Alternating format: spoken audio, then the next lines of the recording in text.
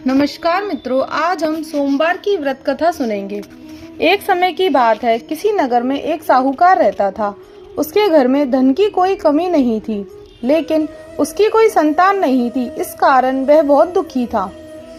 पुत्र प्राप्ति के लिए वह प्रत्येक सोमवार व्रत रखता था और पूरी श्रद्धा के साथ शिव मंदिर जाकर भगवान शिव और माता पार्वती की पूजा करता था।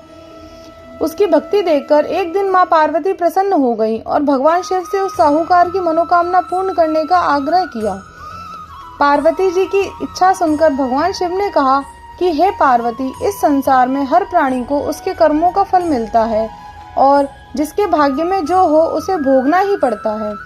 लेकिन पार्वती जी ने साहूकार की भक्ति का मान रखने की इच्छा जताई और उसकी मनोकामना पूर्ण करने के लिए कहा। माता पार्वती के आग्रह पर शिवजी ने साहूकार को पुत्र प्राप्ति का वरदान तो दिया, लेकिन साथ ही यह भी कहा कि उसके बालक की आयु केवल 12 वर्ष होगी। माता पार्वती और भगवान शिव की बातचीत को साहूकार सुन रहा था। उसे ना तो इस बात की खुशी ही थी और ना ही दुख था। वह पहले की भांति शिवजी की पूजा करता रहा। कुछ समय बाद साहूकार के घर एक पुत्र का जन्म हुआ। जब वह बालक 11 वर्ष का हुआ तो उसे पढ़ने के लिए काशी भेज दिया गया। साहूकार ने पुत्र के मामा को बुलाकर उसे बहुत सारा धन दिया और कहा कि तुम इस बालक को काशी विद्या प्राप्ति के लिए ले जाओ और मार्ग में यज्ञ कराना। जहाँ भी यज्ञ कराओ वहाँ ब्राह्मणों को भोजन कराते और दक्षिणा देते हुए जाना। दोनों मामा भांजे इसी तरह यज्ञ कराते और ब्राह्मणों को दान दक्षिणा देते काशी की ओर चल पड़े। रात में एक नगर पड़ा जहाँ नगर के राजा की कन्या का विवाह था, लेकिन जिस राजकुमार से उसका विवाह होने वाला था वह एक आंख से काना था। राजकुमार के पिता ने अपने पुत्र के काना होने की बात को छुपाने के लिए एक चाल सोची। साहूकार के पुत्र को देखकर उसके मन में एक विचार आया। उसने सोचा, क्यों न इस लड़के को दूल्हा बनाकर राजकुमारी से विवाह करा दूं। विवाह के बाद इसको धन देकर विदा कर दूंगा और राजकुमारी को अपने नगर ले आऊंगा। लड़के को दूल्हे के वस्त्र पहनाकर राजकुमारी से विवाह करा दिया गया, लेकिन साहूकार का पुत्र ईमानदार था। उसे यह बात न्याय संगत नहीं लगी। उसने अवसर पाकर राजकुमारी की चुन्नी के पल्ले पर लिखा कि तुम्हारा विवाह तो मेरे साथ हुआ है, लेकिन जिस राजकुमार के संग तुम्हें भेजा जाएगा वह एक आंख से काना है। मैं तो काशी पढ़ने जा रहा हूँ।